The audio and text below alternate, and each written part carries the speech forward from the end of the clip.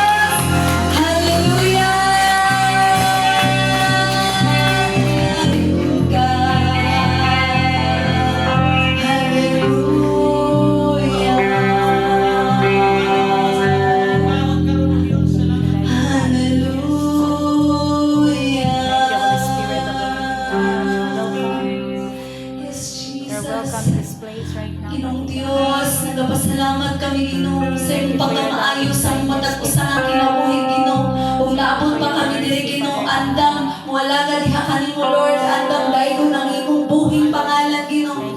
Karong adlaw, Ginoo, gina-welcome namo ang imong presensya, Ginoo, nga makiguban ka namo, Ginoo, andun sa mong pagpauli sa mong panimalay, Ginoo. Ginoo, bisan pa man, Ginoo, sa mga pulong nga madungog namo karong adlaw, Ginoo, himuan, Ginoo, nga andam ang among kasing-kasing sa pag-atuman, Ginoo, sa imong mga pulong, Ginoo, o mapakita namo sa buhat o mamunga, Ginoo, kining, Ginoo, ginapasalamatan ng tanan, bisan pa man, Ginoo, sa nagapadulong pa, Lord God, resiban ikaw mga safety kanila, Lord God, nga maabot sila diri, Ginoo. Ginoo, ma-safety, Lord God. Ginoo, hindi ang kasing-kasing muna-huna, Ginoo, pasayloa kami sa mga kasaypanan, Ginoo. Tungod, Lord, wala kami mabuhat kung wala ang imong tawag. Kinitanan, Ginoo, ginapasalamatan sa buhi ni mong ngalan. Sa pangalan ni Jesus, Amen. O Amen. Amen. Ginangyan mo tanan sa pagpanlingkod. Hallelujah.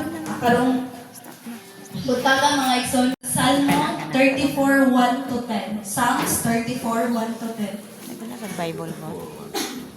Ang akong Bible bot na dito sa sakyanan. Magasunod lang kami sa Hilo. Praise the Lord. Pasalamatan ko kanunay ang Ginoo.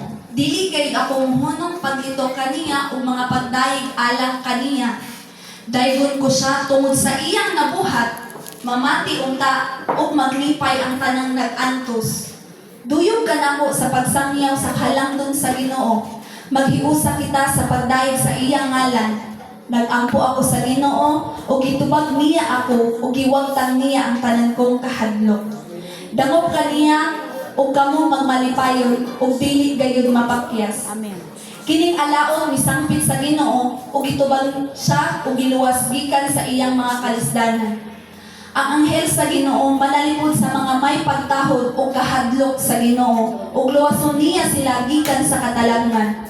Sulay ug makita ninyo ang kaayo sa Ginoo, bulahan ang tawo nga modangop kaniya. Kamo piniling katawan sa Ginoo, pasidunggi ug kahadloki siya. Kay ang may kahadlok kaniya, dili gayud mahikawan sa ilang gikinahanglan.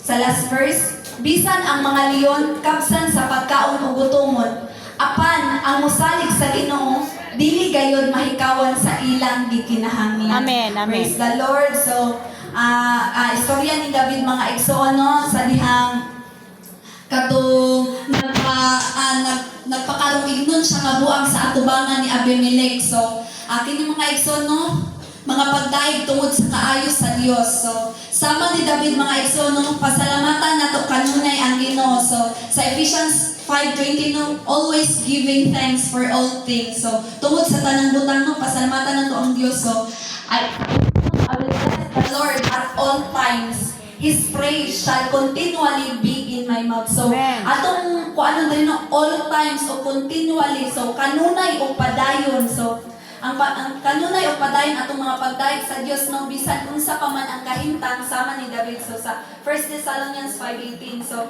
diri daygon ko siya tungod sa iyang nabuhat. Mamati unta ug maglipay ang tanang nag-antos. Duyog ka nako sa pagsangyaw sa halangdon sa Ginoo. Maghiusa kita sa pagdaig sa iyang ngalan. So, diri sa to, daygon ko siya tungod sa iyang nabuhat, mamati unta og maglipay ang tanang nag-antos. So nagpadayon diri ang pagdaig ni David mga igsoon sa Dios. So nagresulta og pagdasig pud sa uban. So nagpahinumdum pod kini kanato sa Jeremiah 9:23 to 24 palit lang ko pagbasa sa inyong mga balay makigayon ta. So maghiusag gyud kita pagdaig sa buhay ngalan sa buhay nga Dios mga igsoon bisan man nagkalahi-lahi tag kahimtang. So ni mahal naman jud ang gasolina karon mga igsoon mga palitonon. So nagpahinumdum kini kanato mga igsoon sa Mateo nga giatiman magali sa Dios ang mga langgam unsa na lang kaya kita. So parion gyud nato ang Dios sa atong kinabuhi mga igsoon ug magkinabuhi ta nga uyon sa iyang kabubuton ug ang ubang mga butang ihatag ra gyud sa Dios. So diri sa 4 to 10, nag-ampo ako sa Ginoo ug gitubag niya ako ug giwagtang niya ang tanan kong kahadlok. Dangop kaniya ug kamo magmalipayon ug dili gayud mapakyas. Kining alaot misangpit sa Ginoo ug gitubag siya ug giluwas gikan sa iyang mga kalisdanan. Ang anghel manalipod sa may pagtahod o kahadlok sa Ginoo ug luwason niya sila gikan sa katalagman.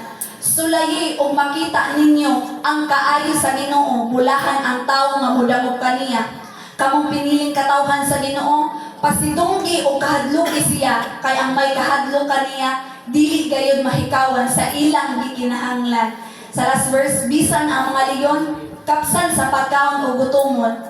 Kini mga igsoon ko ana to basin apan ang mosalig sa Ginoo dili gayud mahikawan sa ilang gikinahanglan. So nasinati na gyud nato na karon mga igsoon Hallelujah, praise the Lord. Nasinati na nato karon bisan sa mga mahal sa palitonon nasanati nato nga na-provide gyapon sa Ginoo, wala gyapon tag gipagot man sa Ginoo. So lahat mga igsoon kung mangayo ta hatagan kita sa Ginoo, kung mangita ta makakaplag gyud ka, kung banugtok ta ang mga puntahan ablihan gyud alang ka nato. So gibantayan gyud sa Ginoo ang nagpasidungo kung may kahadlok kaniya. So nasay ko mga igsoon nasulayan og nakita na jud nato ang kaayo sa Ginoo sama ni David. So bisan pa man ang atong pamilya mga igsoon saksi gyud kung unsa ka maayo ang Ginoo. So magbalipayon kita mga igsoon tungod kaniya kay ang atong paglaom gyud anaa sa Ginoo. Sa panahon karon mga